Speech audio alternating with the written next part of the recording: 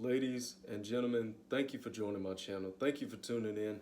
I am the Art King, and today we're going to be talking about how to properly hold a pistol. Okay, now, I know due to the pandemic and due to the ammo shortage and the increase in ammo or the increase in ammo prices, I've not been able to go out to the gun range and practice like I wanted to.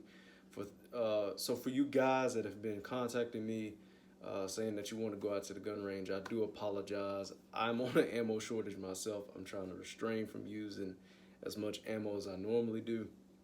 If I do, I might be completely out, okay?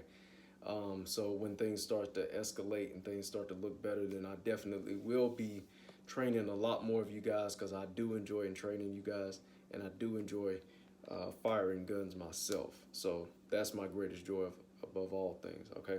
So before we get into this video of how to properly hold a pistol, we're going to be doing a very quick safety check. I always believe in doing those because accidents do happen, but whatever you can do to prevent them, do that stuff, all right?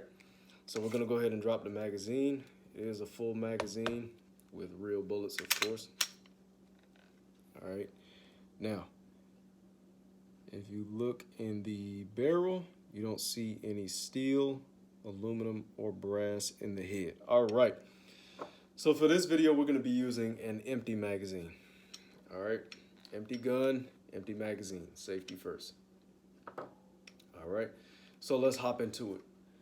9 times out of 10, when I see people who are at the range who are first getting into guns and they're new to everything,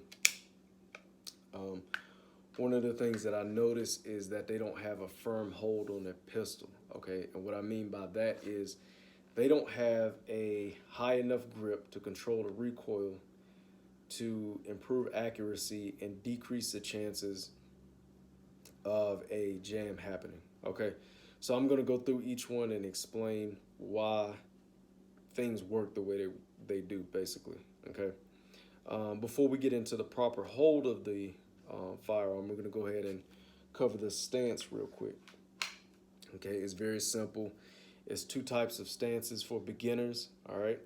Now, of course, once you start to get into the gun world, once you start to really train and you start to pay for different classes and everything like that, I have a buddy now that's just now, well, not just now, but he's been into firearms for a very long time. And he takes different instruction classes as far as his rifle technique, his pistol technique, his even the first aid classes I've heard that he takes. And you know, that's when you'll start to get in different stances as far as your sidearm or your main primary arm or your rifle. Okay, so 9 times out of 10 they're going to teach you one of 2 stances. Okay, you have the isosceles stance, which is, if you remember from math class, which has been probably 8 years ago for me, the isosceles triangle is the shape that your body is going to take. Okay, so you're standing about shoulders width apart, okay, feet facing forward, slight bend in the knees, you're leaning forward just a little bit, okay, and you're driving those arms straight out. Okay, now, does this help with managing recoil and accuracy and being able to take out multiple targets at one time? Yes, it does. The only downfall to it is I would not recommend it for self-defense, okay? And my boxers, my martial artists, you guys are quick to understand, or probably already understand, why this is not really a solid stance, okay? It's not solid because of the fact that you don't have anything in the back supporting you, right? So when I first learned to box, when I first learned kickboxing and Brazilian Jiu-Jitsu, they also taught me how to stand, right? And all of this is almost universal, okay? It goes for hand-to-hand combat and firearms combat, okay? So If you're standing like this with your arms straight out, and somebody comes up and tries to tackle you, let's say you miss by some strange reason. Let's say you miss, or you're just now getting your gun out of your holster and you're coming up with it and you haven't pulled that trigger yet, and then boom, they tackle you, okay? You don't have anything behind you to help you from falling, okay, which is that support leg. You have your lead foot and you have your support leg, okay? Now, this is the isosceles stance, which a lot of people in competition use, okay? But they have another stance called the Weaver stance, which is pretty much the orthodox or southpaw version of firing a gun, okay? So basically what I'm doing is I'm still standing shoulders width apart at about a 45-degree angle, okay, but I'm twisting my body towards my target, okay? So if I were using that phone as a paper target, I would have my lead foot, I would be standing in the orthodox stance like in boxing, or if you're a left-handed shooter, you would be standing in the southpaw stance as in boxing, and you would just drive the gun straight forward, okay? You still have a bend in your knees, you're still leaning forward just a little bit, but this time what you're doing is instead of leaning with your arms straight forward, you have a slight bend in them, okay? Now that bend is imperative because it helps you absorb the shock of that recoil, okay? When you have your arms locked straight like this, it's not gonna go anywhere back to your shoulders, okay? And if it's going back to your shoulders, your torso is gonna start rocking too. Now, a bad habit that many people start to have is when they start shooting and they continuously pull the trigger, they start doing this number right here. They start leaning back until they run out of bullets, and then they come back here, all right? What I like to do is keep that bend in my elbows, so anytime that I shoot, it's going straight back to my arms and possibly my shoulders, but it's not moving my entire torso, okay? I'm always doing that, always practicing that there. Boom, boom, boom, boom, right? Okay, now that's perfect for a self-defense situation. It is a little bit more difficult. There's pros and cons to both stances, okay? I'm gonna tell you that right now. Here, you might not have the full motion, okay? You're overextending your body when you're in that Weaver stance when it comes to shooting to the left, okay? Now with the Weaver stance, you can get full motion, right? You can come here with ease, you can come there with ease, but you still have that lack of balance and that lack of keeping your body low and solid to the ground, okay? Now with the Weaver stance again, you have that back support leg in case somebody tries to run up and tackle you or run up and push you or do whatever. Then you still have that back support leg so you won't fall to the ground. However, that lead leg is a side that you're gonna have trouble swinging all the way to, okay? Now, if you're a little bit more flexible, then you might get away with that stuff, but hey, there's pros and cons to both stances, all right? Now, we're going to get into the actual handling of the firearm, okay? Now, with the firearm, 9 times out of 10, when I go to the gun range, I see a lot of people hold it just like this, okay? Or a little bit higher up. I'm not going to exaggerate, okay? And ladies, it's not always y'all. I've seen guys do it too, so please don't feel bad. I'm not dragging y'all through the dirt or anything like that. So please don't think that I'm targeting y'all by any means, okay? I see a lot of people hold it exactly like this, okay? And sometimes they'll be maybe 5 yards away and still not be able to hit the bullseye. It's all because of their lack of control over that gun, okay? Now, this part is called the beaver tail. Of course, you have the web of your hand, and what you're gonna do is place the web of your hand as far up on that beaver tail as you can possibly get it, okay? Now, that beaver tail is to help reduce recoil, and it keeps you from getting slide bite. Now, slide bite is basically where this slide jumps back, and if your hand is too high, it'll start catching the meat of your hand, and you'll start to have little cuts, and um, it looks like little chunks of meat have been taken off your hand. It hurts, but it's not as bad as people make it seem. It still hurts though. If you want to avoid that, then yeah, proper handling will eliminate a lot of that. Okay, and also going for the right gun size too. You make sure that you find something that's comfortable. If you love full size, get a full size. If you feel more comfortable with a compact, get a compact. If you feel more comfortable with a subcompact, go ahead and get that. Okay. Different things for different situations. Okay. So you gotta go ahead and get that web of your hand up there, and you're gonna go ahead and wrap those fingers all the way around, and make sure that the middle finger is as high up on that trigger guard as possible. Okay. Now, the main and most important thing is that trigger finger. Where is that trigger finger gonna go? Okay. A lot of times I see accidents happen. I'm not gonna say a lot, but majority of the time, accidents happen because we have our trigger finger on the trigger when we're not ready to shoot. Okay. That's where accidents are prone to happen. Okay. So they have this little part on the side of the gun called the accelerator, which is this little rectangular piece, right? And you just put the pad of that finger right there, okay? No matter what you're doing with it, you always point it in a safe direction, and you keep that finger off that trigger at all times, okay? Especially when you go into the range.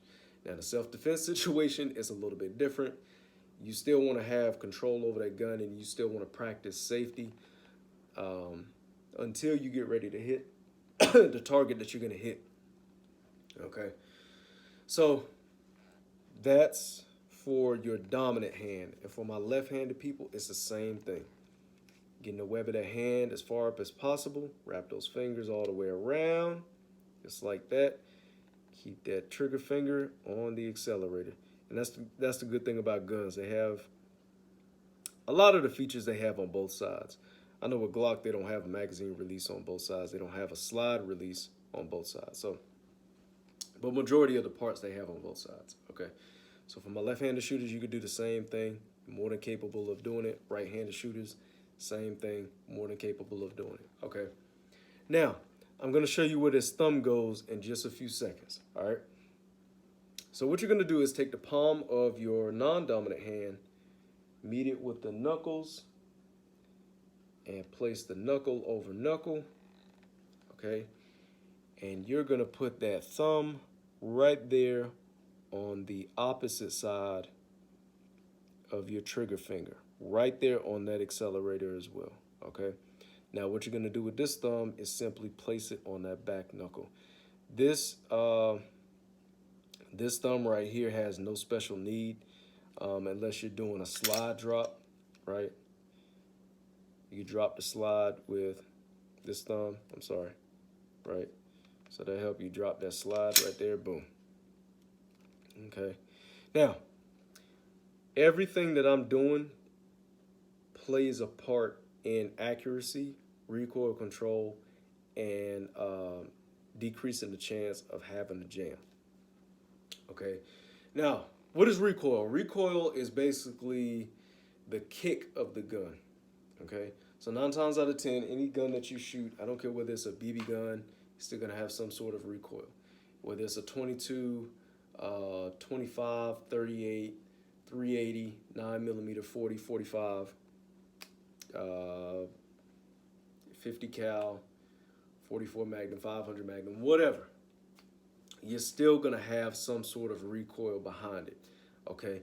But proper grip behind that pistol will definitely help with that recoil, okay? Now, what is accuracy? Accuracy is your ability to hit a target in the same spot over and over again, or near that same spot, okay? If you've heard people say that word grouping, right? You have shots that end up in maybe an inch. But I don't know if that's an inch thick or what that is. But all these shots are going within an inch of each other, okay? Some people might have a bigger shot group, about that big right there. I typically tend to shoot about this shot group right here from about 15 yards or so, and I'm still working on getting it smaller and smaller and smaller. And I'm telling you guys, proper handling of your firearm can help you out tremendously with your accuracy. Okay. Now, the third thing I talked about was the jams. Now, typically we like to pick on high points and these low budget pistols that jam up on people. I've seen some people talk about Smith and Wesson and High Point and Taurus and Bursa and what's another one? I don't know. They said sometimes. I'm trying to really think of another one that might jam. I don't really know another one. Those are the only ones that I can really think of. But anyway, a lot of times it's just improper handling. Like I said, I've seen a lot of people hold a gun just like this, okay? And that doesn't help, okay? Because here's the reason why. The casing, which is this little gold part right here, when that flips out of the barrel, when that slide flips back, if you don't have enough control, what it's doing is popping out, but it's also coming back because you don't have control. Now, when it comes back a little bit faster than that casing, it's catching that casing right there back in that slide. So, and I wanted to do it with my finger, but that wouldn't have been smart because it would have smashed it. But that's how you end up with, what do you call them? Stovepipes. Okay, basically when the casing gets stuck between the barrel and the slide. Okay, and you don't want to have that happen. They're very easy to clear, but they're still a nuisance, and you don't need any problems when you're working in a self-defense situation. Okay. But yeah, that's typically what jams are, and I could go on and on and on about all types of jams that they have. I think they have like 4 or 5 different jams and how they happen and how you clear them and everything like that. But I'll do that in an upcoming video. Okay. So those are the different techniques that you can use as far as holding a pistol properly. Like I said, you just want to make sure that you have a proper stance. You want to make sure that you have proper balance of your body. You don't want to have too much weight towards the back. You don't want to have too much weight towards the front because a lot of that stuff can also tire you out. And the more that your body gets tired, the easier it gets to start throwing shots and becoming more and more inaccurate, okay? So that's one of the things that you always want to keep practicing. If you have time, if you're by yourself at the house, if you don't have your kids or your spouse or your girlfriend or boyfriend walking around and possibly putting them in danger, go ahead and try those things out. Just pick a place on the wall. Like, for example, I could be pointing at maybe that candle back there, right? You know, when I get some alone time, when I'm by myself, typically I just try to, right, just practice, right? When I first got into pistols, when I first got into rifles, that's the main thing that I would practice right there, right? Is just having a proper stance and practicing over and over again. Practice makes perfect, okay? Seriously. You know, like I said, you don't have to have any bullets. You don't have to have a target. You don't have to have a range to practice these things. Just a clear space, an empty gun, and just go to town, all right?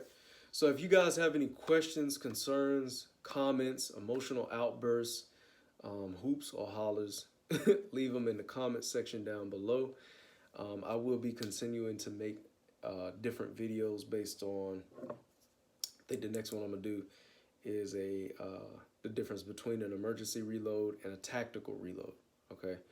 I already did a video on how to properly hold an AR-15. I did one on the pistol itself. And you guys just go out there and practice. Exercise your Second Amendment right. We have the right to carry firearms. If you have any questions or concerns about the legalities of it, just you can always inbox me. I have a few buddies that'll refer you to the proper way of carrying a firearm in public, concealed carry, you know, the different drills and everything like that that you could practice in your home. You don't necessarily have to go out there to a range, waste $20 just to be pointing a gun at a piece of paper. Okay, guys. Again, I am the Art King. I definitely appreciate each and every one of you guys who have tuned in and watched this video. I will continue to make more videos. Y'all remember to hit that like and subscribe button down at the bottom, and I will see you guys later.